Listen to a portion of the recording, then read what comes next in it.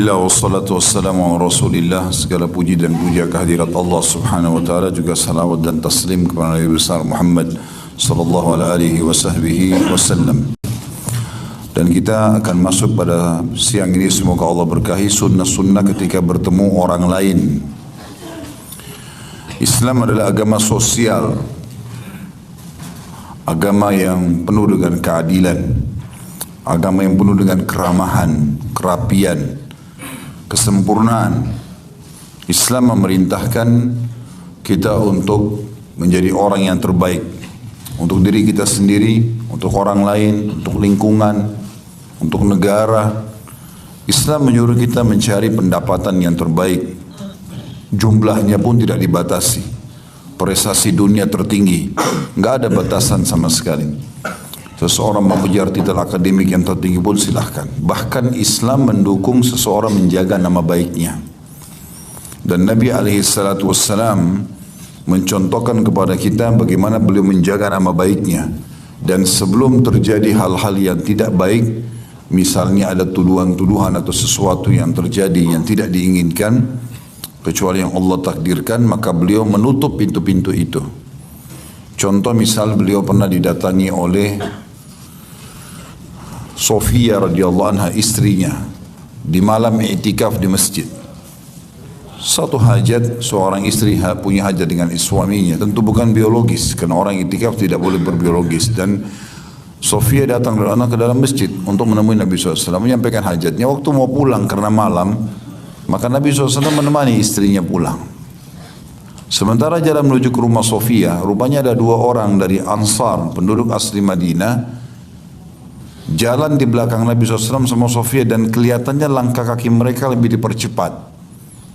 Maka langsung Nabi SAW mengatakan, ala rizkikuma, pelan-pelan aja, kata Nabi.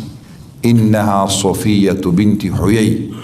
Ini di sebelah saya Sofia binti Huyai. Artinya ini istriku, bukan orang lain. Karena waktu itu malam hari, gelap. Dan dua sahabat ini uniknya tiba-tiba mempercepat langkahnya. Maka sebelum ada prasangka-prasangka, Nabi sudah tutup. Lalu mereka berdua mengatakan, Maha suci Allah. Artinya, tidak mungkin kami sangka buruk dengan anda ya Rasulullah. Lalu apa kata Nabi SAW? Ketahuilah, syaitan mengalir dalam tubuh manusia, anak Adam, seperti mengalirnya darah. Kita baca, A'udzubillahi minasyaitonirrajim, datang yang satu terbakar, yang adiknya datang. Istiadah lagi, adiknya pergi, sepupunya datang. Sepupunya lagi kita istiadah, datang pamannya. Enggak selesai-selesai ini syaitan. Itu contoh bagaimana Nabi SAW menjaga. Begitu juga dengan Nabi SAW pernah menghadapi beberapa orang munafik. Jelas-jelas enggak baik sama Nabi SAW. Nabi SAW kalau memerintahkan sesuatu pasti dicurigai oleh orang munafik. Dan mereka cari celah mana. Misalnya bangunan nih, ruangan ini, dia cari, orang munafik itu suka cari celah mana yang bisa ada aibnya, bukan dia nilai positifnya. Maka apa saja instruksi Nabi pasti disoroti sama mereka. Pernah Nabi SAW lagi duduk, waktu mau perang Tabuk, suruh sahabat kumpulin jihad, ayo sedekah semuanya. Ada orang-orang munafik dulu dalam majelis. Rupanya ada sahabat datang, karena Nabi suruh sumbang harta, dia bawa harta banyak sekali, emas sama perak, saking beratnya diangkat kain tersebut jatuh lagi. Begitu terus sampai di hadapan Nabi SAW. Lalu orang itu mengatakan, ya Rasulullah, ini buat Allah dan Rasulnya. Apa kata orang-orang munafik di situ? Mereka enggak nyumbang, 1 dirham pun enggak nyumbang. Lalu mereka bilang, riya nih orang.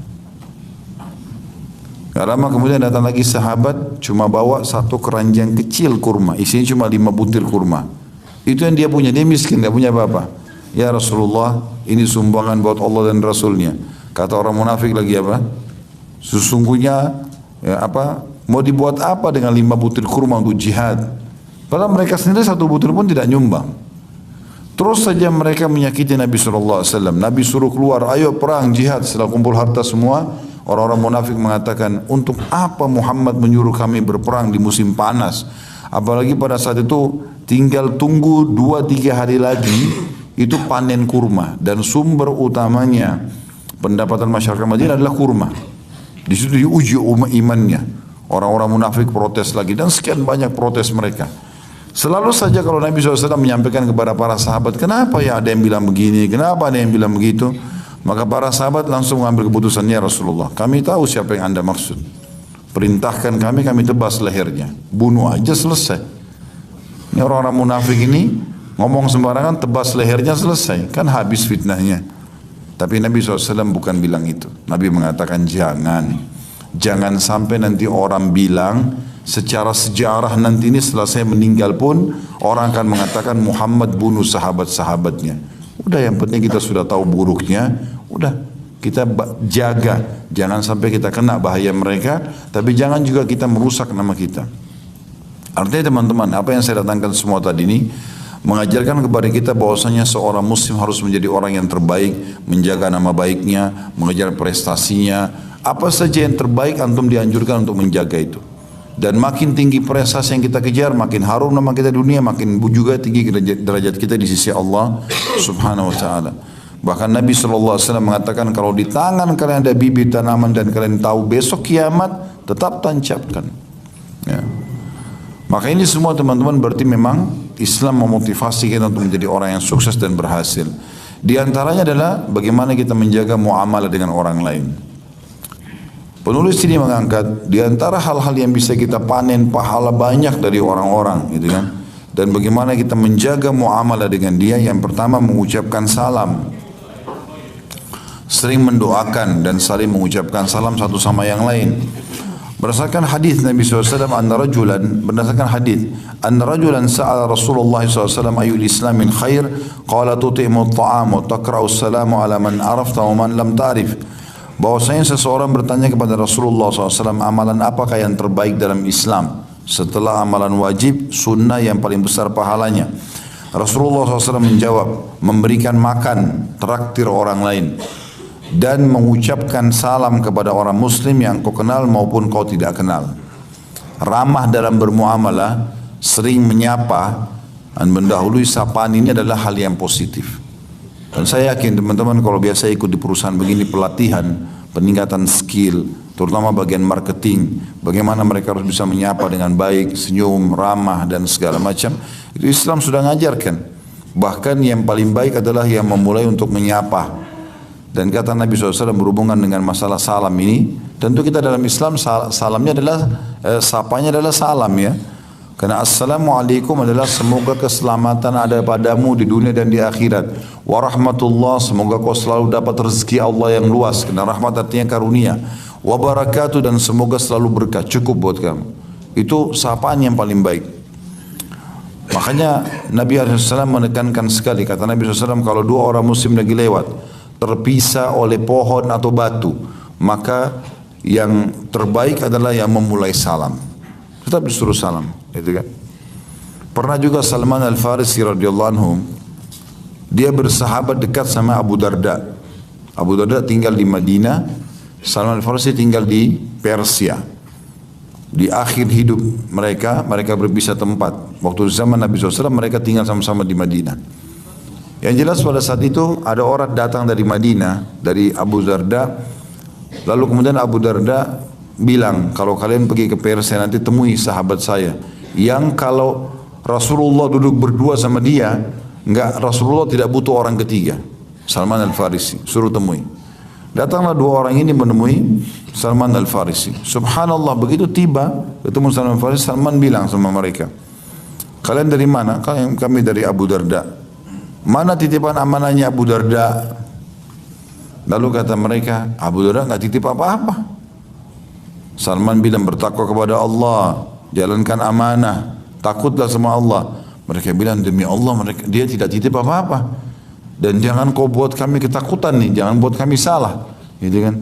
Kalau kau mau ini harta kami, pesan saja, bilang apa yang kau inginkan kami kasih. Tapi Abu Darda enggak titip apa-apa.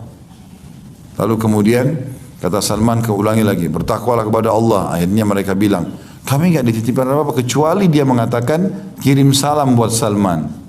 Maka kata Salman, itu titipan yang paling berharga, yang saya tunggu itu. Apakah titipan yang paling baik daripada salam itu sendiri? Artinya memang Bagi seorang muslim, tugur sapa ini adalah bagian yang baik. Ya. Itu. Kemudian juga hadis yang kedua, an Imran ibn Husain radhiyallahu anhu qala ja'a rajulun ila Nabi sallallahu alaihi wasallam faqala assalamu alaikum faradda alaihi assalam thumma jalas thumma qala an-nabi sallallahu alaihi wasallam 10 ثم جاء آخر فقال السلام عليكم ورحمة الله فرد عليه فجلس فقال 20 ثم قال آخر فقال السلام عليكم ورحمة الله وبركاته فرد عليه فجلس فقال 30. Dari Imran ibn Husain radhiyallahu anhu, ia berkata, seorang laki-laki datang kepada Rasulullah SAW dan dia berkata, Assalamualaikum, itu saja, keselamatan buat kalian. Maka Rasulullah SAW menjawab salam atasnya, lalu kemudian orang itu duduk. Lalu Rasulullah SAW bersabda, orang ini dapat 10 pahala. Lalu kemudian selanjutnya orang kedua datang, lalu berkata, Assalamualaikum warahmatullah, ditambah warahmatullah. Beliau menjawab, lalu kemudian orang itu duduk. Lalu kata Nabi SAW, orang ini dapat 20 pahala. Lantas orang ketiga datang dan berkata, Assalamualaikum warahmatullahi wabarakatuh. Lengkap. Nabi SAW menjawab, orang itu duduk. Lalu Nabi mengatakan, orang ini dapat 30 pahala. Hadis ini diriwayatkan oleh Abu Dawud nomor 5195, dihasankan oleh beliau, dan Tirmidzi juga meriwayatkan di nomor 2689. Artinya teman-teman, jangan haramkan diri kita dari pahala. Biasakan ucapkan salam lengkap. Assalamualaikum warahmatullahi wabarakatuh. Lengkap.